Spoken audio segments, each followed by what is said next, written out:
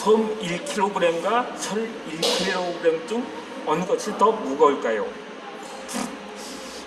어렸을 때 난센스 퀴즈로 자주 등장했던 문제입니다. 대부분의 사람들은 철 1kg이 더 무겁다고 대답합니다.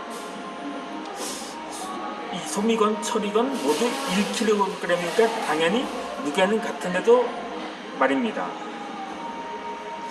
그런데 이러한 착각에 빠진 이유는 사람들이 솜보다 철이 더 무겁다는 상식에 의존해서 양은 생각하지 않기 때문인 거죠. 그러면 이번에는 다른 문제를 풀어보도록 하겠습니다. 강도와 거짓말 가운데 어떤 것이 더 큰 죄일까는 물음인데, 그렇다면 대부분의 사람들은 대부분 이걸 문제라고 내는 거라면서 속으로 황당한 표정을 지을지도 모릅니다. 대부분의 사람들은 강도가 더 큰 죄라고 생각하기 때문입니다. 하긴 거짓말 좀 했다는 이유로 그걸 죄라고 말했다간 오히려 욕먹을지도 모르는 세상인 거죠. 정치인이나 경영인, 연예인들은 공공연하게 거짓말을 하기도 합니다. 꼭 그런 사람들이 아니더라도 보통 사람들 또한 하루에 몇 번씩 거짓말을 합니다. 어쩌면 사람들에게 거짓말은 일상이 되어 버렸는지도 모릅니다. 몇 년 전에 TBS 방송에서 거짓말이라는 다큐멘터리를 방영한 적이 있습니다. 이 프로그램을 보면 사람들이 일상생활 속에서 얼마나 자주 그리고 쉽게 거짓말을 하는지 볼 수가 있습니다. 예를 들어 약속 시간이 늦었을 때 길이 막혔다고 하거나 보험 가입을 권하는 친구의 전화에 미팅 중이라고 둘러댑니다. 친구와 함께 술을 많이 마시고는 아내에게 회식을 했다고 말하기도 합니다. 이런 식으로 우리는 하루 평균 3번의 거짓말을 한다고 합니다. 그리고 그 거짓말을 듣는 사람들도 크게 문제 삼지 않습니다. 그 정도의 거짓말을 별 죄의식 없이 가볍게 여긴다는 뜻입니다. 상황이 이러니 강도가 더 큰 죄라고 말하는 것은 다 당연한 일입니다. 하지만 그리스도인이라면 이야기는 달라집니다. 세상의 관습과 법은 하나님의 법과 다르기 때문인 거죠. 그리스도인에게 하나님의 말씀은 세상의 법보다 우선해야 합니다.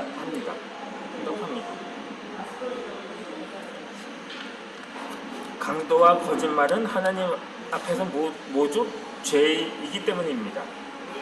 아니, 오히려 거짓말이 더 큰 죄일 수도 있을 것입니다. 이 성경에서 사도행전에 나오는 아나니아와 삽비라는 거짓말을 했다는 이유로 그 자리에서 즉사를 했음을 봅니다.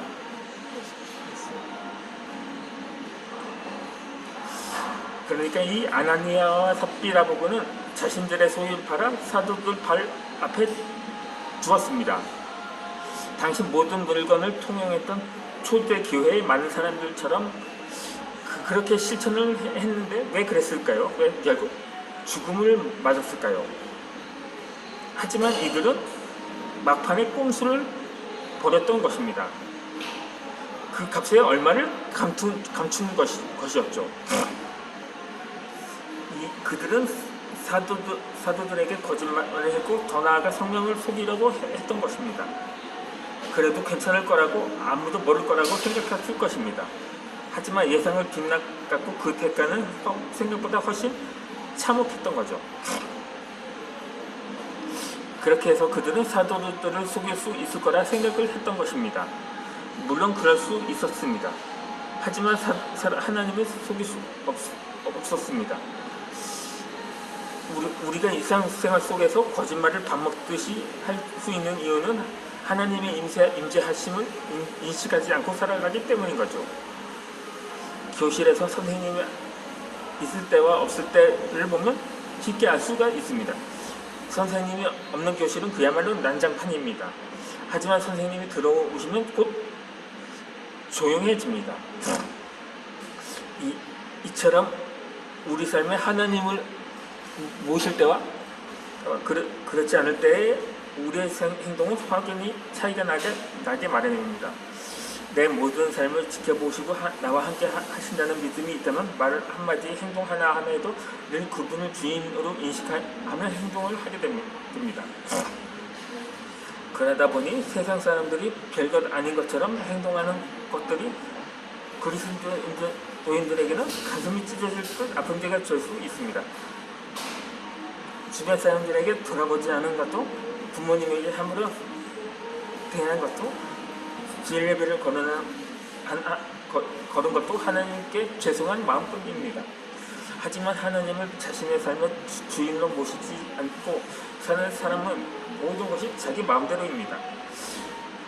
돈을 벌고 성공하기 위해서는 어떠한 불법도 서슴지 않는 거죠. 가정이 있는데도 또 다른 애인을 만드는 것을 자랑으로 삼습니다. 세금을 탈루하는 것을 비롯해서 온갖 불법을 저지르면서도 관행이라면 남들도 다 그렇게 한다고 합리화시킵니다.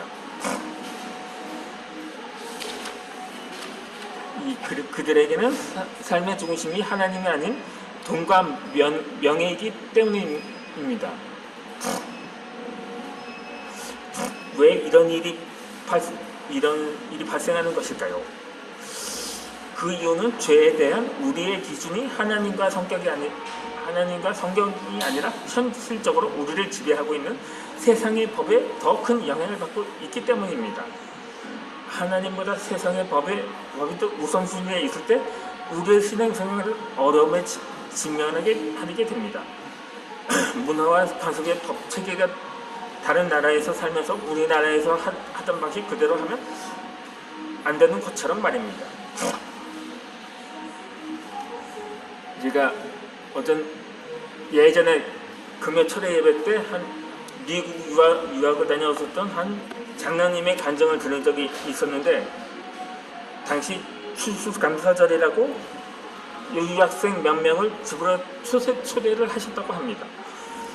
명절이라서 마침 장로님 딸 내외와 손자도 와 있었다고 합니다. 그런데 장로님의 손자가 어찌나 귀엽던지 그 장로님께서는 다가가서 머리를 쓰다듬어 주셨습니다. 그 모습을 보시고 그 같은 구역의 장로님이 한마디 하셨다고 합니다. 그런데 그 나라 미국에서는 우리나라 법에 따라서 아이들 머리를 만지면 큰일 날 수도 있다고 말을 건네셨는데, 왜 그러냐면 우리나라에서와 미국의 법이 다르기 때문인 거죠. 우리나라 같으면 그것이 관심과 애정의 표현이다 칭찬이 될 수 있기 때문입니다. 하지만 미국에서 그랬다간 부모님들이 불쾌하게 생각하는 것은 물론이고 심할 경우 아동 수행 혐의로 경찰에 체포될 수도 있다는 거죠. 그렇게 우리나라에서는 칭찬을 의미하는 행동이지만 미국에서는 범죄 행위가 될 수도 있다는 것입니다. 그러니까 이 불신자들에게는 아무렇지도 않은 일상적인 것들이 그리스도에게는 죄가 될 수 있다는 거죠. 그리스도인들은 자신의 행동이 죄인들 줄 알면서도 어쩔 수 없이 행하는 경우도 있지만 모르고 죄를 짓는 경우도 허다합니다. 따라서 이 세상의 법에서 정하는 죄가 아니라 하나님께서 우리에게 말씀하신 죄가 무엇인지 정확하게 알 필요가 있습니다. 그래야만 하나님 나라의 기준에 따라 제대로 된 신앙생활을 할 수가 있습니다. 무엇이 죄인 줄을 알아야 주의하고 또 회개할 수 있기 때문인 거죠. 죄가 죄인 줄 깨닫지 못하면 하나님께 회개할 수 없으므로 하나님과의 소통이 막히기 때문인 거죠. 하나님 앞에서는 큰 죄와 작은 죄가 없습니다. 죄는 죄일 뿐이라는 것입니다. 오직 하나님의 말씀을 순종했는지 하지 못했는지, 하나님을 마음에 모시고 있는지 아닌지가 중요합니다. 그래서 성경에서 말하는 죄는 세상 사람들이 말하는 죄와 많은 차이가 있습니다. 믿지 않는 자들이나 초심자라면 그게 왜 죄가 되냐면 반문을 할 만한 것들이 수두룩합니다. 예를 들어 세상 사람들은 착한 일을 많이 하지 않았다고 해서 그것이 죄라고 생각하지 않습니다. 하지만 그리스도인에게는 죄라고 성경은 밝히고 있습니다. 눈이 높은 것과 마음이 교만한 것도 죄라고 합니다.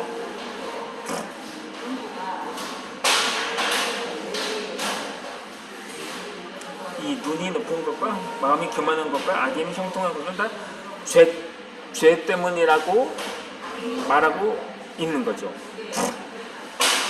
그렇게 해서 오늘 간만에 영상을 올렸는데 이번에 나머지 영상은 이어서 올려드리도록 하겠습니다.